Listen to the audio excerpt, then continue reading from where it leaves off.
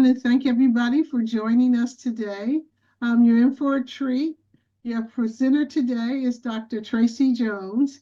She has not only a PhD, an MBA, a CBPL, a CPBC. She's the alphabet lady.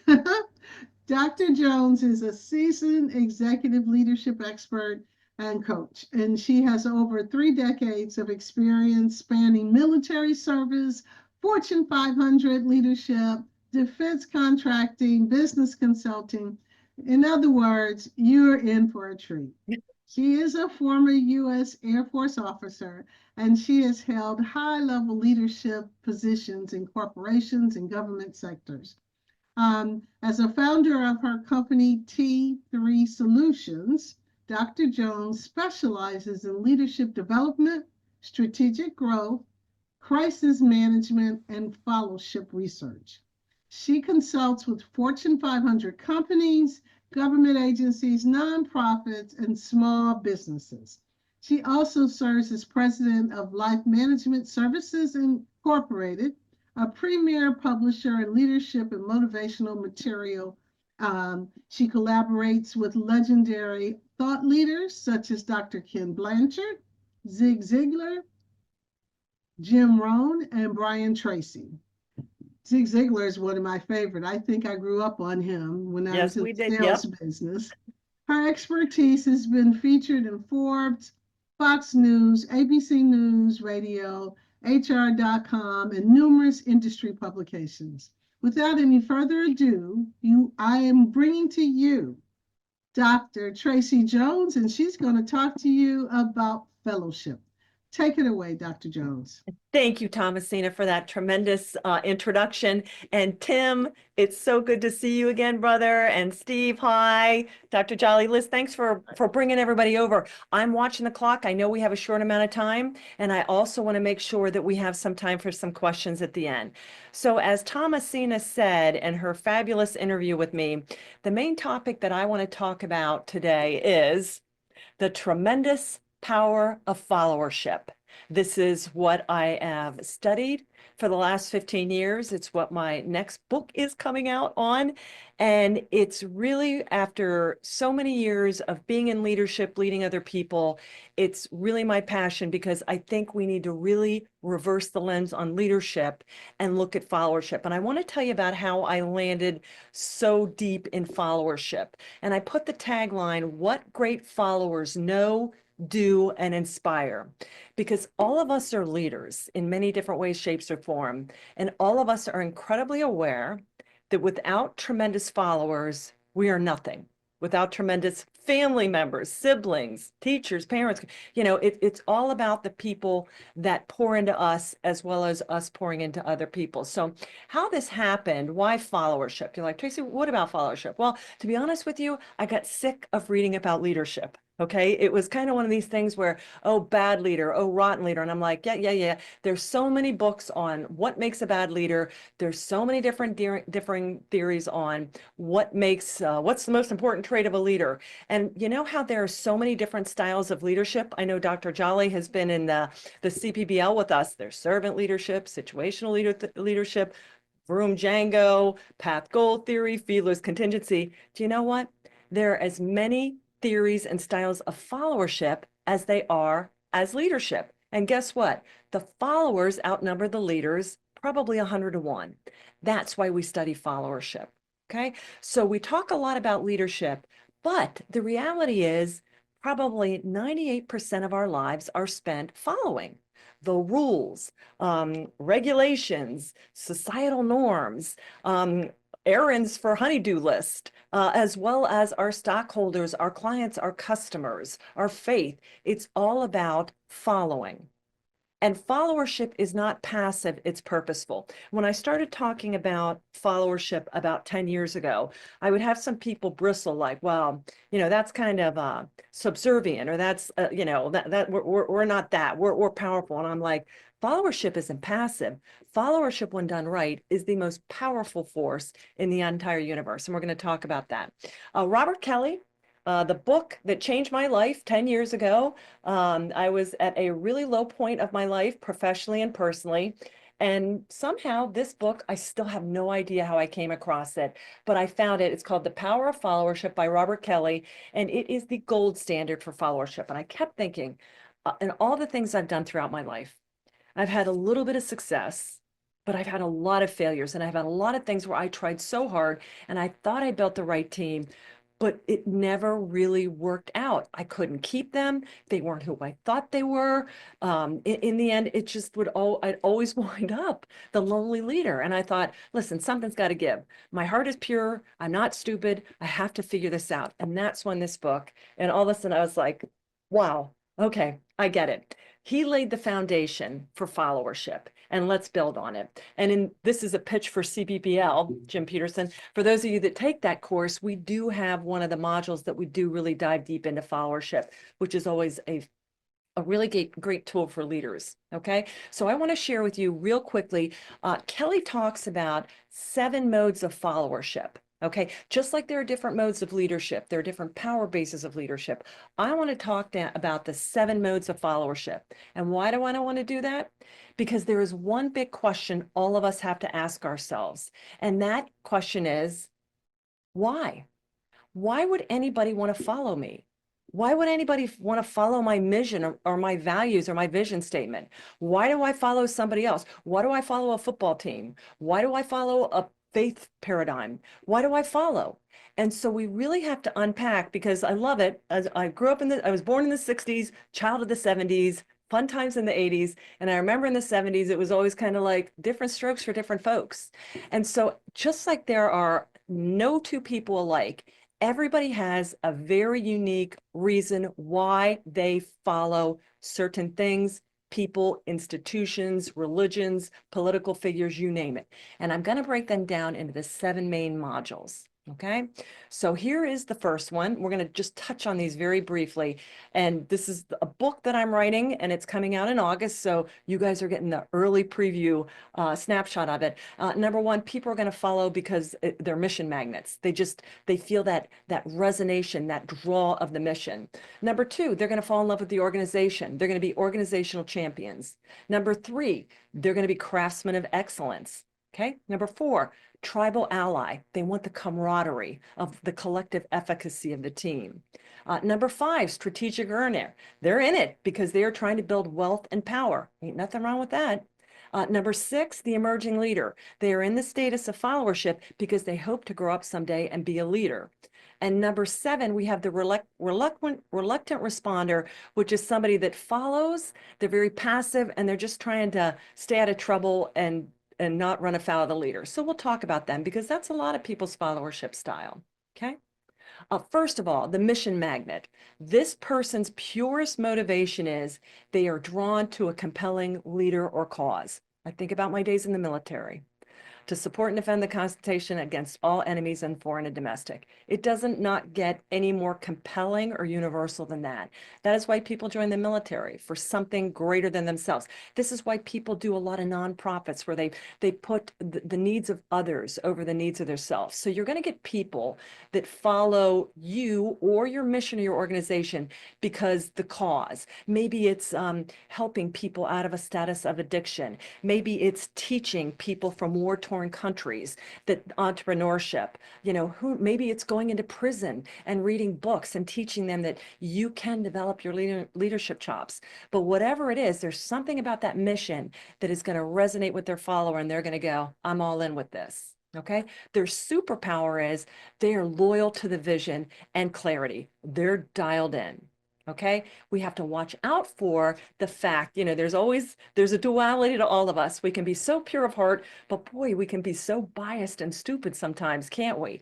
So what we have to watch out for with people that are in love with the mission, the problem is if the leader falters, and folks, leaders aren't perfect. Okay, many times they lose their heart. If the leader falls, I mean, that is a real heartache for them. And we see organizations, we see companies, we see churches ripped apart because the icon up at the top did not live up to the expectation or did something illegal, ethical, or immoral. Okay, so again, that you just got to watch out for that. Their mantra is, I don't follow people, I follow purpose.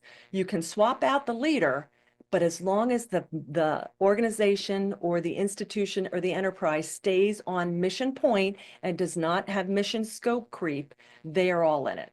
Okay, so that's our mission magnet. Number two, looking at the time here, we have what we call the organizational champion. And this person is motivated because they are devoted to the organization and its success. I think about my coming back 16 years ago to run Tremendous Leadership. I was devoted to the organization that my father had started, and I wanted to continue that legacy. I didn't know how long I'd get to do it, but that is the sole reason I came back, because I wanted to protect his legacy and either put a beautiful bow on it and put it on the shelf or keep it going. It's all good by me. I just was in love with what he started and wanted to honor that. So that is what an organizational champion will be devoted for. Their stability is, their superpower is their stability, and they're a culture carrier. I'm a legacy. I'm a torchbearer for the legacy. You get people that are in love with the culture and they want to carry it forward. That's the type of follower that this is. Okay. The problem is we have to watch out, because a lot of times we're so in love with the institution. The institution isn't perfect either, because it's comprised of people just like us that have our own biases, assumptions, and blind spots. And so a lot of times these guys will be so, we have to save the organization at all costs, that they may have blind spots to the institutional flaws. Their mantra is, my badge may change, but my belief never does. So they're able to go to different aspects of your organization. As long as you keep them within the organization, they're going to be a champion and a culture carrier. Wonderful people to have in your organization. Okay. Number three, this is called the craftsman of excellence. They are motivated about the work itself. Okay, these are your people that have this cognitive efficacy. A lot of times, maybe they're high C, they're very precise, they're detailed. They take great joy in knowing that they are the best at what they do. And that's why they follow the work. Okay, I'm sure they love the cause and the organization, but what they're passionate about is that they can be exquisite at what they do. Their superpower is their mastery and their motivation. Problem is, a lot of times when you get people that are craftsmen of excellence, they may fall into the pit of perfectionism or tunnel vision. They get so wrapped up and in love with their own way of doing things is the best way, that you just have to kind of watch out for this. And their mantra is, excellence is my signature. I can resonate this, as our Thomasina brought up. I run a publishing company too. I will put our publishing company up against anybody else as far as what I do. And I'm very proud and protective and real about the excellence that we deliver. So this resonates with me too. If I can't do it and be the best at it, it's why I don't golf or do a lot of other things, because it's like, I'm just never going to be that good at it. So I don't really want to do it. Okay. But I digress. All right. So craftsman of excellence. Number four, the tribal ally. These followers will fall in love with your organization because of the connection and the team cohesion. And I go back to the military with the camaraderie. I go back to growing up and cutting my teeth in the semiconductor industry, where we were on the floor for 20 hours a day trying to meet the quarter's end. It just builds these war stories. I think about the sitcom The Office. Okay, that was the height of connection and team cohesion. It doesn't always work that way, because they were probably really out of business, but it's that whole or Office Space. It's that whole, we're in this together kind of thing. And their superpower is that they are relationship builders, and they are the glue that holds the people together. These are wonderful people. You always want a sprinkling of these people. And you have to watch out for these guys, because a lot of times, because they are so concerned with the vibe and how they're going to be perceived, people pleasers or man fears, you need to watch out for peer pressure or groupthink. Okay. Just one of the things you have to be aware of when you're a people person. We know that as people persons. And their mantra is, together is how we go further. All right. Number 5 out of 7, the strategic earner. You will have some people that are drawn to your organization and love it and decide to follow you and only you, because they are driven by financial reward or personal advancement. Thomasina and Dr. Jolly are in the financial services sector. My father grew up in that. My husband retired for that. I know no greater industry than that to build real wealth. And a lot of people go into it. Yes, you're serving people. Yes, you're helping them create financial security. But in the process of doing that, you can really achieve a lot of financial reward or personal advancement. So you're going to have some of your followers that this is going to be the thing that gets them fully engaged. Their superpower is they're pragmatic contributors. They're going to be in it to get the job done to meet the bottom line. These are great people to have in your organization as well. You have to watch out for the fact that sometimes if you're geared this way, you can become a little bit more transactional. And if you're not getting what you think you deserve, you will punch out and go to another enterprise. So just watch out for that. Just like all these others, there's wonderful things about them. And then there's the shadow side, I like to call it, that we just have to be aware of. Their mantra is, I build value because I know my worth. And I love people like this. I love people that know what they're worth and they bring it to the table. Number 6, the emerging leader. These followers are motivated because they look at followership as the gateway to leadership. Again, in the military, we were lieutenants before we became captains, before we became majors, before we become colonels, before we become general. So you have to meet these gates all along the way. These people are really motivated. These are your emerging leaders or your aspiring leaders. And not every follower wants to do this. One of the chapters in my book is going to be on natural born followers. You know, we talk about natural born leaders, but there are some people that are really perfectly happy at being a natural born follower.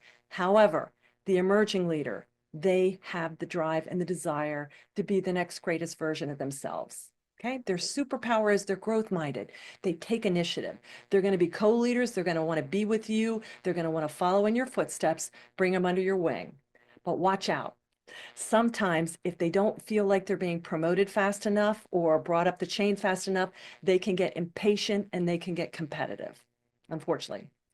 Their mantra is, I follow today so I can lead tomorrow. Again, a beautiful style of followership. The last style of followership is what we call the reluctant responder. Their main motivation is they're going to follow whatever the boss says to avoid punishment or conflict. Okay. That's a valuable reason for doing it. That's a huge swath of the population and stuff like that. It's why I stop full stop at red lights and don't turn on red because I don't want to get a ticket. All right. I don't sit there and think, I want to stop at this stop sign. But again, their superpower is, you know, you can count on them. You know, they're always going to follow the rules and do the right thing and they're stable. But you have to watch out because they may be disengaged. When you follow out of a little bit of fear, that's a hard power. And not that that's a bad thing, but if you always lead with that, if the person's always doing it because they're afraid of you, we need to work on that because that's not true love. That's not true workplace love. And we got to figure out what's going on. Their mantra though is remember, I'm here now, but I'm ready to rise. And so when you get these somewhat passive, slightly not engaged or not real critical thinker followers, look at them and say, I see you. I thank you for your stability. I know you're here and I'm assuming you're ready to rise. So let's work on that. And I'm going to tell you how we get to that point. So the goal is you want tremendous followers, okay? And you want tremendous followers. You want them to have motivation. They're going to think critically, critical thinkers, and they're going to be all in engagement. That's what Robert Kelly talks about, the 2 paradigms, critical thinkers, all in engagement. So you've got this mental piece and you have this heart piece, which leads to the hand piece, which means they're in it to win it with you. Okay.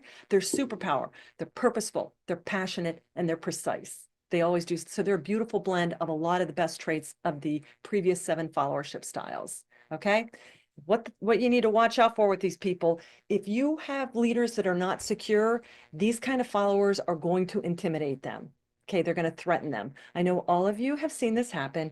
Thomasina and Dr. Jolly, you've probably coached people that wanted to charge, but the boss was a little bit, what am I supposed to do with this person? They probably felt threatened, but they never would admit it. So just help them understand they have to find a leader that really gets that, is not afraid to relinquish control, and is not afraid to bring them into the spotlight. Because unfortunately, I'm here to tell you, as much as we tout, oh, we're here to develop people, a lot of times this doesn't always happen. You have to be very, very secure to make it happen. Okay.